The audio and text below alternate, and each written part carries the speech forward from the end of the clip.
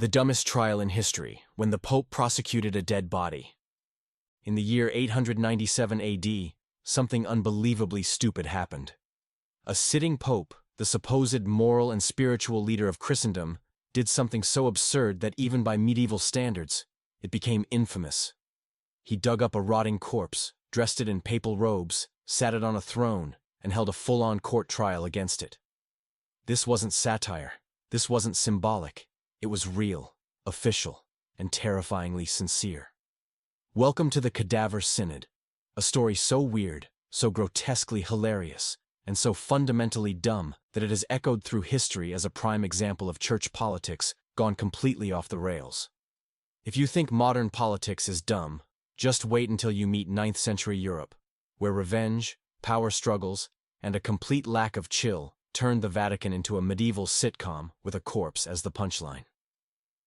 This is the full, scandalous, politically charged, and shockingly real tale of how the Catholic Church once sued a dead man.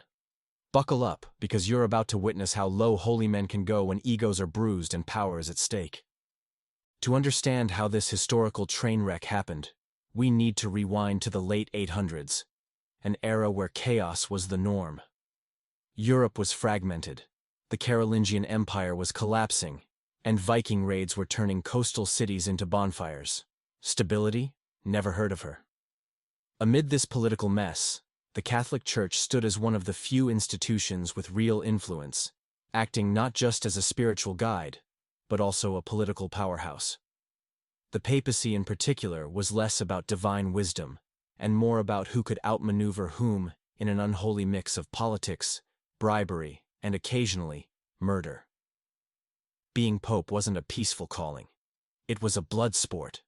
In fact, there were 24 popes in just 100 years, a rate of turnover that makes you wonder if the papal throne came with a built-in ejector seat.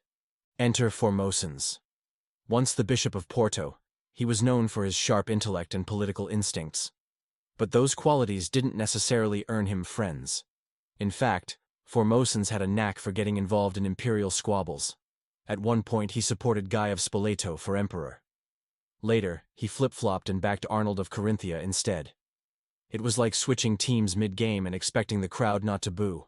For his troubles, Formosans was excommunicated, which in medieval church speak meant he was yeasted out of the faith club. But in a classic twist of irony, he was later forgiven, reinstated, and eventually elected pope in 891. The ultimate comeback arc, right? Well, not exactly. While Formosans may have moved on, others had not. Chief among his haters was a bishop named Stephen, who just so happened to be deeply connected to the Spoleto faction that Formosans had betrayed. When Stephen eventually became Pope Stephen VI after Formosans' death, he had two options: move on with the business of being a pope, or get extremely petty. Guess which one he chose. Here's where the story dives headfirst into historical absurdity. In 897, nearly a year after Formosans' death, Stephen VI ordered that his predecessor's corpse be exhumed from its tomb. And this wasn't a quiet behind-the-scenes affair. No, Stephen wanted spectacle. He had Formosans' body dragged into the Lateran Basilica, dressed in papal vestments, and propped up on a throne to face formal ecclesiastical charges. The trial would become known as the Cadaver Synod, and it was every bit as horrifying and hilarious as it sounds. Let's talk logistics for a second. The body had been buried for 9 months. 9 months. That's not just decomposition, that's full-blown rot. The stench must have been biblical. But did that stop the ceremony? Absolutely not. The courtroom was packed with clergy, bishops, and officials, all pretending this was totally normal behavior. Because nothing says holy justice like arguing with a dead man. Stephen VI stood in front of the corpse, shouting accusations at it. The main charge? That Formosans had violated canon law by being the bishop of another diocese while serving as pope. A technicality at best, and one that was routinely ignored by others. But for Stephen, it was enough to stage the weirdest courtroom drama of all time. And because every good trial needs defense, a deacon was assigned to represent Formosans. Imagine that job, trying to argue on behalf of a decomposing client whose head may or may not have been still attached. Unsurprisingly, the court found the corpse guilty. Formosans was stripped of his papal garments. The 3 fingers he had used to bless people were hacked off, and his body was thrown into a pauper's grave. But even that wasn't enough. Soon after, Stephen ordered the corpse dug up yet again and tossed into the Tiber River. Because apparently, when medieval popes beefed, they beefed all the way. Here's where things backfired. Hard. The public, already uneasy about the whole drag a corpse through church thing, turned against Stephen VI. The grotesque spectacle disgusted Roman citizens and outraged the clergy. Riots broke out. Power shifted. Within months, Stephen was overthrown, imprisoned, and found dead in his cell, most likely strangled. The church tried to undo the damage. Later popes annulled the Cadaver Synod, rehabilitated Formosan's reputation, and had his body fished out of the river and reburied with honor. Then he was dug up again, then reburied. Again.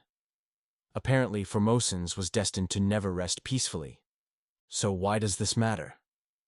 Beyond the obvious absurdity, the Cadaver Synod revealed the deep corruption and instability of the medieval papacy. The office that was supposed to be a beacon of moral authority had become a tool for personal vendettas. It showed that church power could be abused for petty revenge, that political games were often disguised as theological disputes, and that even in death, reputations could be destroyed by the living. It's a lesson in how unchecked authority can spiral into madness, wrapped in the most theatrical legal proceeding the world has ever seen. And because no story this ridiculous should end without bonus content, here are 3 other moments of dumb history to round things out. 1. The Pope, who excommunicated Halley's Comet in 1456. He literally declared war on space.